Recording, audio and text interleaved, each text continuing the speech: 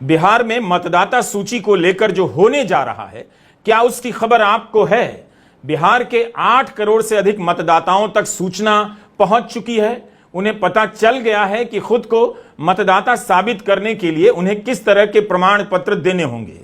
क्या बिहार के लोगों को पता भी है कि 24 जून को चुनाव आयोग मतदाता सूची के विशेष निरीक्षण का आदेश जारी करता है और लिखता है कि यह काम अगले दिन 25 जून से शुरू हो जाएगा। शुरू हो भी गया। क्यों विपक्ष बिहार में मतदाता सूची के इस निरीक्षण को एनआरसी का नाम दे रहा है? बैकडोर से एनआरसी। हम इन सब पर विस्तार से बात करने वाले हैं। बिहार में महागठबंधन ने इस पर विस्तार से प्रेस कॉन्फ्रेंस की और इस विशेष निरीक्षण पर कई सवाल उठाए। राजद नेता तेजस्वी यादव, सीपीआई-एमएल के दीपांकर भट्टाचार्य, कांग्रेस के पवन खेड़ा सहित गठबंधन के अन्य दलों ने अपनी चिंता जाहिर की और कहा कि उन्हें लगता है कि कमजोर वर्ग को मतदाता सूची से बाहर करने की कोई साजिश अपनाई जा रही है। बिहार में क्यों और देश भर में क्यों नहीं हो रहा? ये पूरी तरीके से साजिश की बू है और इसमें एनडीए के लोग जो है मिले हुए हैं। अब इसका अर्थ यही है, अधिकतम लोगों के पास ऐसा कोई दस्तावेज नहीं है जिसे उनकी जन्म तिथि में जन्म स्थान सिद्ध हो सके।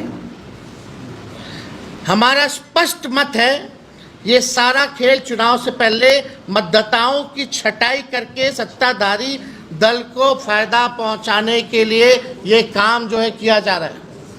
बिहार में सबसे ज्यादा पलायन है। अब जो लोग बिहार के बाहर हैं, अभी हमारे सांसद राज्यसभा के संजय यादव जी ने पूछा भारत सरकार से, बताओ बिहार के लोग कितने जो हैं पलायन किए हैं, जरा हमको आंकड़ा दीजिए। तो लेबर मिनिस्ट्री से जवाब आता है, जो लेबर मिनिस्ट्री में जो रजिस्टर्ड जो किए हुए हैं लेबर्स, लगभग 3 करोड़ के आसपास जो रजिस्टर्ड हैं। अगर नॉन रजिस्टर्ड की बात करें तो लगभग 4.5 से 5 करोड़ की संख्या हो जाती है। वो कब आएंगे, क्या करेंगे, नहीं होगा, उनका कैसे बनेगा रे भाई? वो कैसे वोट देंगे? यानी लोकतंत्र को आप खत्म कर रहे हो, संविधान को खत्म कर रहे हो। सबसे पहले आप दर्शकों को यह जानना चाहिए कि चुनाव आयोग 24 जून को मतदाता सूची के निरीक्षण का आदेश जारी करता है। 24 जून को, और अगले दिन 25 जून से इसका काम शुरू होता है। क्या फैसला रातों रात लिया गया? क्यों लिया गया? क्या इसकी तैयारी पहले से कर ली गई थी? ट्रेनिंग का काम हो चुका था और तब फैसला लिया गया? फिर ऐसी किसी ट्रेनिंग से राजनीतिक दल खुद को क्यों अनजान बता रहे हैं? क्यों माले के दीपांकर भट्टाचार्य ने कहा कि चुनाव की तैयारी को लेकर दिल्ली और पटना में सभी दलों का वर्कशॉप हुआ, उसमें इस तरह की कोई बात नहीं की गई। मतदाता सूची की तैयारी सबसे बड़ा काम है और उसकी भनक तक किसी को नहीं लगी। बाकायदा इसे लेकर 16 अप्रैल 2025 को पीआईबी ने एक प्रेस रिलीज जारी की। कहा कि चुनाव आयोग ने दिल्ली में पहली बार राजनीतिक दलों की जमीनी स्तर पर भागीदारी को मजबूत करने के लिए बूथ स्तरीय एजेंटों को प्रशिक्षित किया। इस कार्यक्रम में मुख्य चुनाव आयुक्त श्री ज्ञानेश कुमार ने बीएलए को संबोधित किया और दोनों चुनाव आयुक्त डॉक्टर सुखबीर सिंह संधू, डॉक्टर विवेक जोशी भी शामिल हुए। लिखा कि इसकी परिकल्पना 4 मार्च 2025 को मुख्य निर्वाचन अधिकारी सम्मेलन के दौरान की गई। इस प्रशिक्षण कार्यक्रम में बीएलए को चुनाव प्रक्रियाओं के विभिन्न पहलुओं से परिचित कराया गया, जिसमें मतदाता सूचियों की तैयारी, अद्यतनीकरण, मॉडर्नाइजेशन और संशोधन तथा संबंधित प्रपत्र और प्रारूप शामिल हैं। जो हम समझना चाहेंगे चुनाव आयोग से कि क्या चुनाव आयोग के दिमाग में पहले से ये बात थी कि बिहार के चुनाव से पहले पूरे सघन पुनरीक्षण के नाम पर 80 करोड़ 8 करोड़ मतदाता उनके एक एक की जांच करेंगे, एक एक का पूरा जन्म प्रमाण पत्र लेंगे। अगर पहले से चुनाव आयोग की प्लानिंग में ये बात थी, तब दिल्ली में जो तमाम पार्टी के लोगों को बुला करके वर्कशॉप किया गया, तो सबसे बड़ा सबक तो यही था। चुनाव की तैयारी के लिए सबसे बड़ा कार्यक्रम यही है। इसके बारे में एक बार कुछ कहा भी नहीं गया। पटना में मीटिंग बुलाई गई, कोई बात नहीं हुई। और अगर ये पहले से प्लानिंग था और उसको छुपा के रखा गया था, तो ये बेहद आपत्तिजनक है। और अगर ये कोई आफ्टर थॉट है, अचानक चुनाव आयोग के दिमाग में ये बात आई कि बिहार के चुनाव से पहले ये कर लिया जाए, इसका कारण क्या है?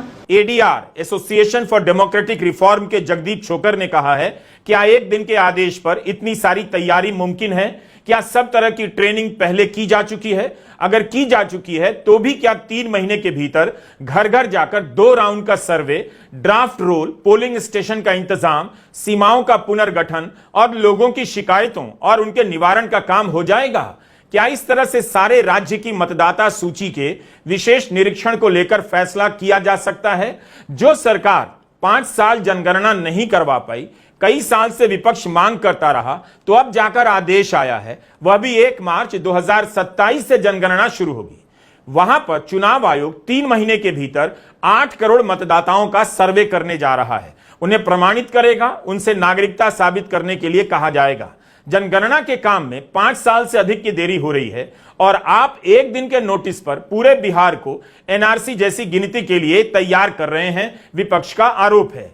मीडिया को भी लगता है कि सारी जानकारी इस बारे में नहीं है। यह 25 जून की इंडियन एक्सप्रेस की रिपोर्ट है, दामिनी नाथ की। इसमें लिखा है कि चुनाव आयोग के सूत्रों के अनुसार किसे क्या कागज जमा कराने होंगे, उसकी श्रेणियां 1955 के नागरिकता कानून के अनुसार तय की गई हैं।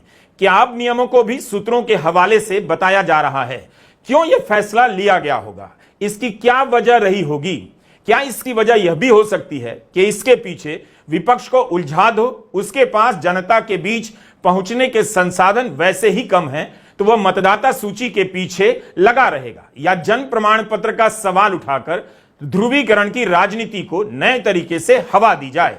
आयोग के आदेश के अनुसार जिसका भी नाम 2003 की वोटर लिस्ट में नहीं था, उसे मतदाता सूची में अपना नाम शामिल कराने के लिए प्रमाण पत्र देना होगा। जो भी 1 जुलाई 1987 से पहले पैदा हुआ है, उसे अपने जन्म की तारीख और जगह का प्रमाण देना होगा, या दोनों में से एक देना होगा। जिनका जन्म 1 जुलाई 1987 से 2 दिसंबर 2004 के बीच हुआ है, उन्हें अपने जन्म के दस्तावेज के अलावा अपने माता या पिता में से एक के जन्म की तारीख या जगह का प्रमाण पत्र देना होगा। 2 दिसंबर 2004 के बाद जो भी पैदा हुआ है, उसे अपने जन्म के दस्तावेज के अलावा माता और पिता दोनों की जन्म तिथि अथवा जगह का प्रमाण पत्र देना होगा। मुझे तो ये लगता है कि ये जो कागज मांगे गए हैं 2003 से जो नए वोटर रजिस्टर हुए थे, उन सबकी रजिस्ट्रेशन प्रैक्टिकली अब खत्म हो गई है। उनको नए तरीके से रजिस्ट्रेशन करवानी पड़ेगी। उसमें कागज देने पड़ेंगे, ना सिर्फ उनके पैदा होने के तारीख के और जगह के, अब उनके माँ बाप कहाँ पैदा हुए उसका सबूत देना पड़ेगा, किस तारीख को पैदा हुए उसका लिखित रूप में प्रूफ देना पड़ेगा। ये काम बिहार में होना मेरे ख्याल में तो बिल्कुल असंभव है। इसका मतलब ये होगा कि आधे से ज्यादा या कम से कम आधे वोटर अपना वोट नहीं दे पाएंगे और वोट करने से वंचित हो जाएंगे। इसीलिए मुझे लगता है कि ये एक एनआरसी टाइप काम हो रहा है चुनाव, ये जो वोटर रोल को रिवाइज करने के चक्कर में। दूसरी बात कि इलेक्शन कमीशन ने पिछली दफा ये 2003 में किया था, तो पिछले 22 साल से क्या हो रहा था?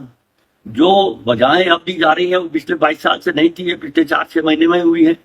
तो मुझे तो लगता है कि ये वोटर का नाम कटवाना जो है उसके लिए एक प्रावधान है रजिस्ट्रेशन ऑफ वोटर रूल्स में, कि जिसका नाम कटना होता है उसको नोटिस दिया जाता है, उसकी हियरिंग होती है, उसको अपनी बात बताने का मौका मिलता है। ये उनको एक राइट है, वो राइट डिप्राइव हो गया तो उस हिसाब से मेरे ख्याल में ये तो बिल्कुल गैर कानूनी काम है।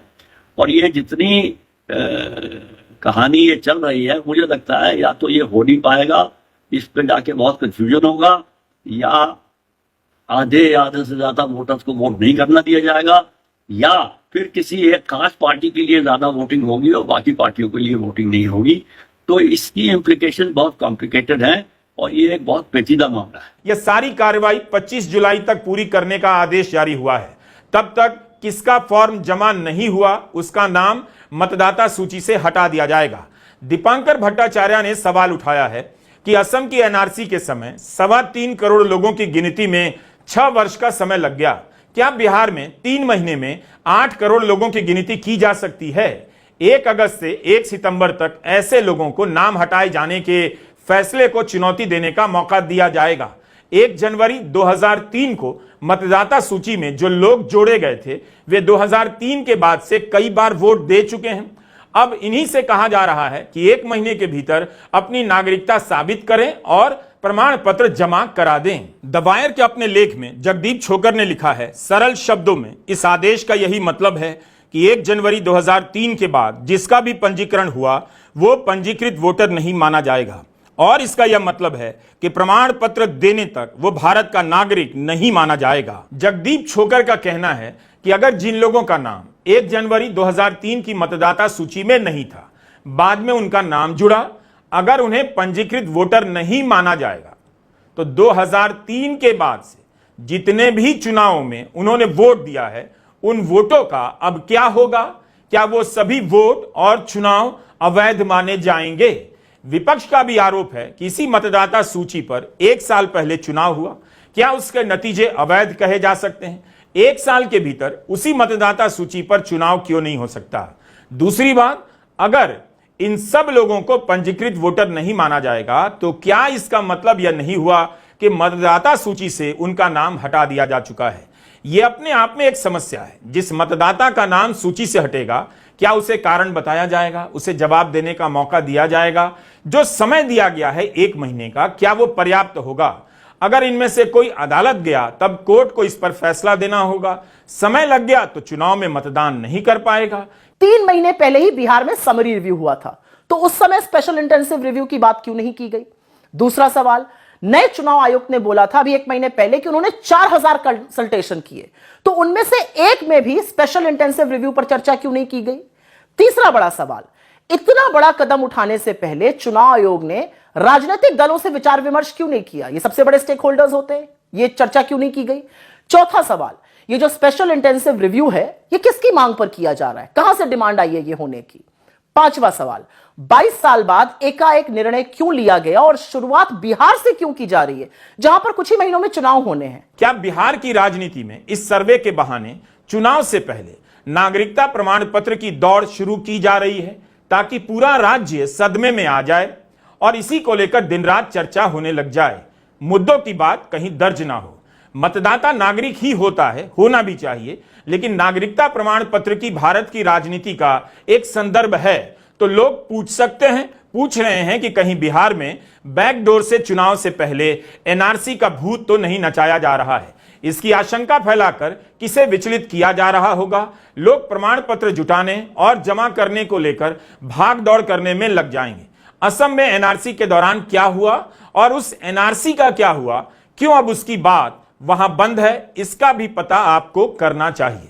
पुरानी खबरें पलट कर देखिए, पता चलेगा कि प्रमाण पत्र जुटाने में कितनी अफरा तफरी मच गई थी। लोगों को अचानक नोटिस आने लगे कि कल ट्रिब्यूनल के सामने प्रमाण पत्र के साथ हाजिर होना है। मीडिया रिपोर्ट है कि 300-300 किलोमीटर दूर सुनवाई हुआ करती थी। मजदूर वर्ग के लोग टेम्पो में भर भर कर जाते थे। बाढ़ की हालत में कागज लेने डूबे हुए घरों में वापस भी गए। हादसे और हदस से मरने की भी खबरें रिपोर्ट हुई हैं। लेकिन मुख्यमंत्री हेमंता बिस्वा शर्मा ने असम विधानसभा में कहा है एनआरसी के कारण कोई नहीं मरा, जबकि 2020 की मीडिया रिपोर्ट से पता चलता है कि डिटेंशन कैंप में करीब 30 लोगों की मौत हुई थी। इस खबर पर गृह राज्य मंत्री नित्यानंद राय ने कह दिया कि बीमारी के कारण मौत हुई है, दवा की कमी या डर के कारण कोई मौत नहीं हुई। यह सब बताए बिना बिहार में मतदाता सूची के विशेष निरीक्षण से जुड़े सवालों को ठीक से नहीं समझा जा सकता है। चुनाव आयोग को भी बताना चाहिए बिहार की जनता को कि चुनाव से कुछ महीने पहले यह काम क्यों शुरू किया जा रहा है। पश्चिम बंगाल की मुख्यमंत्री ममता बनर्जी ने भी कहा है कि यह एनआरसी से भी खतरनाक फैसला है। यह काम शुरू हुआ है बिहार से, लेकिन इसका असल उद्देश्य बंगाल के प्रवासी मजदूर हैं।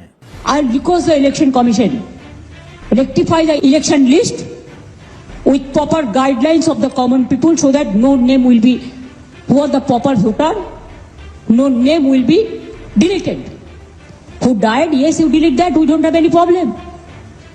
But don't pressurize the common people to accept only your verdict. আপনার ভার্ডিক্ট মেনে গ্রাম বাংলার লোকরা বাদ হয়ে যাবে আর আপনি বাইরে থেকে সেই সংখ্যা ভরাবেন অনলাইনে, বাইরে স্টেটের লোকেদের নিয়ে এসে বিহারে গিয়ে আপনি বাংলার ভোটারদের দিয়ে নাম বদলি করবেন, আপনি ইউপির লোক দিয়ে নাম ভরাবেন, আপনি হরিয়ানায় রাজস্থানের লোক দিয়ে নাম ভরাবেন, আপনি বাংলায় হরিয়ানা রাজস্থান অন্যান্য স্টেটের নাম দিয়ে নাম ভরাবেন। এত সহজ কাহিনী নয়। যখন আমরা কেউ কোনো চেয়ারে বসি আমাদের মনে রাখতে হয় we have to be very impartial. Maharashtra विधानसभा में मतदाता सूची को लेकर कितने सवाल उठे, अभी तक मीडिया में रिपोर्ट आ रही है। राहुल गांधी ने आरोप लगाया कि लोकसभा से लेकर विधानसभा के बीच